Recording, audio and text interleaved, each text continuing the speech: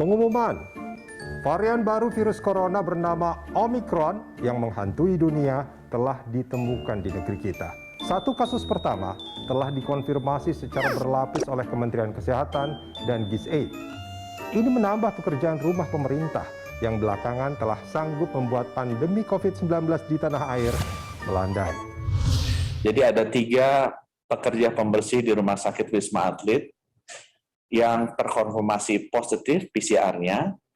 3 data tersebut dikirim ke Balitbangkes untuk kita lakukan uji genome sequencing-nya, dan 1 dari 3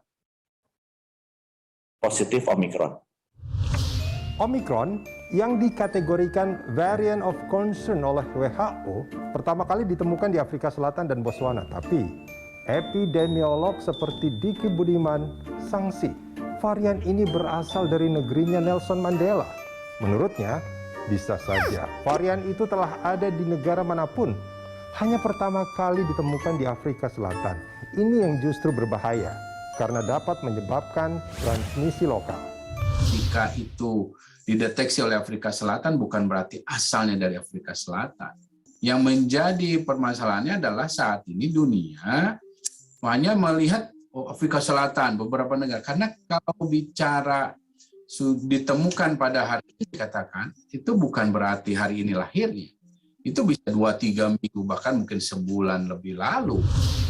Waspada penting, tapi jangan perkembangan ini membuat kita panik. Sejauh ini varian Omicron belum menunjukkan karakter yang membahayakan nyawa pasien, terutama pasien-pasien yang sudah mendapatkan vaksin. Oleh sebab itu, saya meminta semua warga yang belum mendapatkan 2 kali vaksin, apalagi yang sama sekali belum divaksin, segeralah mendatangi fasilitas kesehatan untuk mendapatkan vaksin.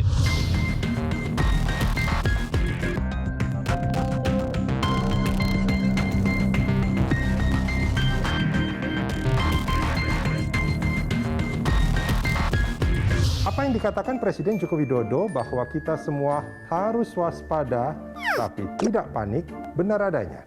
Menurut WHO, varian baru ini sudah terlacak di 77 negara.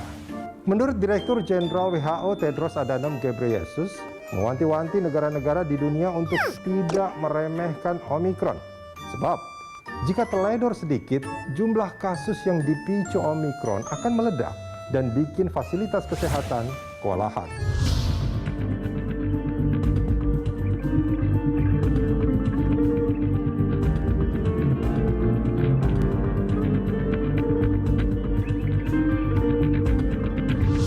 Sebelum ditemukan di negeri kita, Malaysia, Singapura, dan Thailand lebih dulu melaporkan adanya kasus Omicron. Belakangan Filipina, Laos, dan Kamboja melaporkan kasus pertama dari jalur Omicron.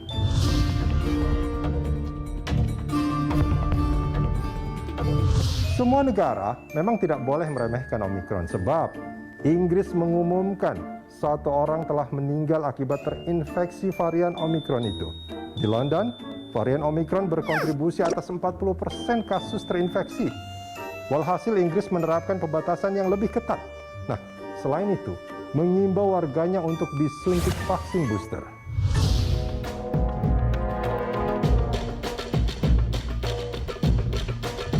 Sekarang menuju akhir tahun. Beberapa waktu lalu, Ketua Bidang Perubahan Perilaku Satgas COVID-19 pernah berujar, antara Natal hingga Tahun Baru, bakal ada sekitar 20 jutaan orang Indonesia yang berencana bepergian. Itu jumlah yang tidak sedikit. Pengalaman yang sudah-sudah, kita sering kecolongan, lalu kelabakan dengan melonjaknya kasus di momen-momen seperti Natal, Tahun Baru, hingga Idul Fitri. Karena itu, pemerintah harus firm dengan kebijakan pembatasan yang lebih ketat. Apapun namanya, PPKM berlevel atau pembatasan khusus Nataru.